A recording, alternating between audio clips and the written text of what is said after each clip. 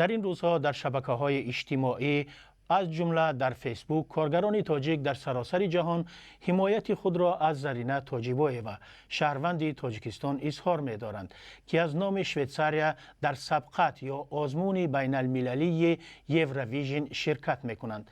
گرچه این آزمون با تاجیکستان ارتباط ندارد و در آن تنها هنرمندان یا دوستداران هنر از کشورهای اروپایی شرکت می‌جویند، ولی چنین به نظر می‌رسد که هنر زرینه توجه مخلصان را در شویتساریا به خود جلب کرده است و وی هم یکی از داوطلبان از این کشور در یوروویژن می باشد. ترانه‌ای که وی برای آزمون پیشکش کرده است به زبان انگلیسی است و وی فلای یعنی ما پرواز میکنیم نام دارد.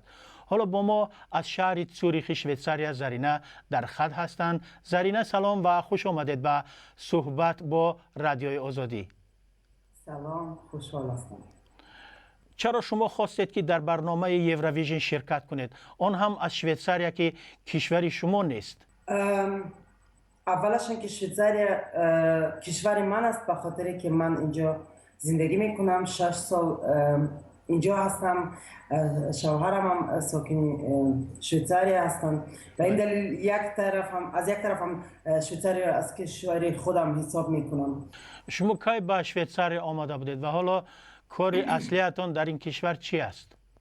من 6 سال پیش از آلمان با شوهرم به شویتساریا آمدم، به وطن شوهرم، و در شویتساریا من کار هنری من اینجا شروع کردم. یعنی اول در مدرسه هنرپیشگی زوریخ درس خواندم 4 سال و همزمان به آواز خواندن شروع کردم و همزمان کار اصلی من مترجمی است. من ترجمان زبان فارسی و روسی هستم. هم در آلمان 13 سال در این شغل کار میکردم و فعلا در شویتساریا کار خود را مثل یک مترجم ادامه میکنم. ولی خانواده اتان چی؟ در تاجیکستان هستند؟ در تاجیکستان زندگی میکنند؟ بله، تمام خانواده من در تاجیکستان زندگی میکنند. خانم زرینه، شما در کجا به دنیا آمدید و تحصیلات ابتدایی را در کجا گرفتید؟ منظورم مکتب را در کجا خواندید؟ من در دوشنبه، در شهر دوشنبه به دنیا آمدم و اونجا بزرگ شدم. مکتبم در دوشنبه خواندم، در مکتب تاجیکی، در مکتب تاجیکی 34 مکتب 34 دوشنبه را خواندم. و چه چیز شما را به اروپا آورد؟ اول به آلمان و بعد به زوریخ شویتساریا.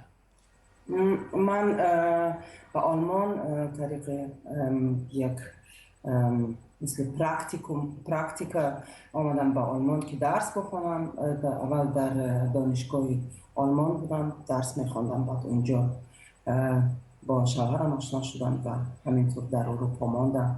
خب اختصاص شما چی هست؟ در دانشگاه کدام اختصاص را آموخته بودید؟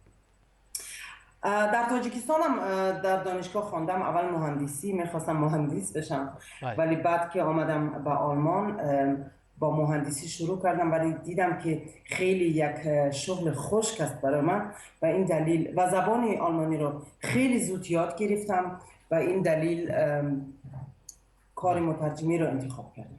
شما کی به هنر رو آورده بودید و چه دلبستگی دارید که آمده در این کشور مثلا حالا میخواهید در یوروویژن شرکت کنید؟ این یک اتفاقی بود که پیش آمده بود در آلمان که یک دوست من، یک مرد روس که از روس یا مرد آلمانی که در روسیه به دنیا آمده بودن که در آلمان کار میکرد و با هم در یک جلسه آشنا شدیم و همینطور منم یک راه به هنر پیدا کردم و تصمیم گرفتم که کار هنری رو میخوام درس بخونم که منم وارد این کار هنری شدم. بیشتر کدام ترانه ها را اجرا میکنید؟ ترانه های مثلا انگلیسی یا تاجیکی یا چی ترانه ها؟ فعلا من یا بیشتر من سرودهای سنتی تاجیکستان، ایران و افغانستان رو میسرایم. یعنی آهنگهای ملی خیلی دوست دارم و فرهنگ کشور خود را در شویتزاریا یک ذره آشنا میکنم و کنسرت هایی که داشتم تا حالا همیشه سرودهای ملی تاجیکستان را یا ایران و افغانستان را خواندم و همزمان زیادتر سرودهای کلاسیکی را میخوانم. یعنی این در این یوروویژن این اولین سانگ پاپ بود که من اصلا خواندم. تا حالا من پاپ نخواندم. بله. خب دوباره برمیگردیم به یوروویژن. خود شما مثلا با شانس هایی که دارید یا با امکاناتی که دارید چگونه بها میدید؟ با این ترانه‌ای که حالا آماده کرده اید امکان هست که به دورهای بعدی راه یابید مثلا به نظر خودتان؟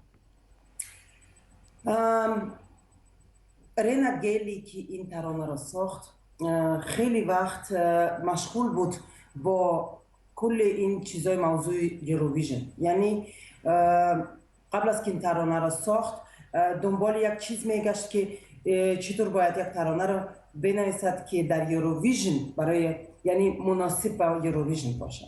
و این دلیل اگر فقط ترانه را بگیریم فکر میکنم امیدوارم که شانسمون خوب باشد.